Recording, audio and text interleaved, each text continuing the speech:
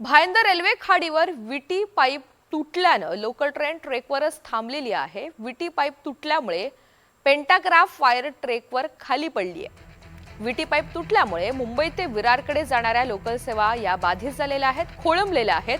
युद्ध पातळीवर विटी पाईप आणि पेंटाग्राफ वायर दुरुस्त करण्याचं काम सध्या सुरू आहे।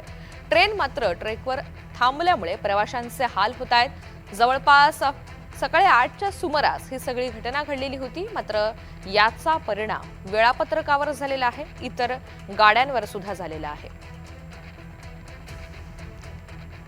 भायंदर रेल्वे खाडीवर विटी पाईप तुटल्यामुळे लोकल ट्रेन या थांबलेल्या आहेत। विटी पाईप तुटल्यामुळे पेंटाग्राफ वायर या ट्रॅकवर खाली पडलेल्या आहेत। आता त्याच्या दुरुस्तीचं काम हाती घेण्यात आलेलं आहे। मात्र जवळपास 2 तास उलटलेले आहेत, तरी सुद्धा काहीसं लोकलचं वेळापत्रक बिघडलेलं, कोलमडलेलंच पाहायला मिळतंय।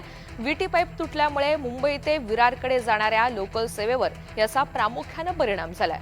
युद्ध पातळीवर विटी पाईप आणि पेंटाग्राफ वायर दुरुस्ती करण्याचं काम सध्या सुरू आहे। तिथली आताची आपण ही दृश्य पाहतोय। माहिती जाणून घ्यात रमेश शर्मा आपल्या सोबत आहेत। रमेश, गेल्या किती काळापासून हा सगळा खोळंबा झालेला आहे आणि सध्याची काय स्थिती आहे? ऋतुजा, मुंबई ते विरारकडे जाणाऱ्या लोकल ट्रेन जवळपास 8च्या सुमारास जेव्हा भायंदर खाडीवर पोहोचली, तिथे विटी पाईप आहे तो पाईप तुटला होता आणि त्याचमुळे जे पेंटाग्राफ वायरचं होतं तो खाली पडला होता। त्याचमुळे खाडीवर लोकल ट्रेन थांबली आणि 8 वाजल्यापासून त्याचा दुरुस्ती करण्याचं काम सध्या सुरू आहे। लोकल ट्रेनमध्ये जे प्रवासी होते विरारकडे जाणारे ते ट्रेनतून खाली उतरले आणि पायी पीठ परत ते भायंदर रेल्वे स्टेशनकडे आले आणि दुसऱ्या ट्रेनने ते प्रवास केले। जवळपास 8च्या सुमारास घटना घडलेली आहे।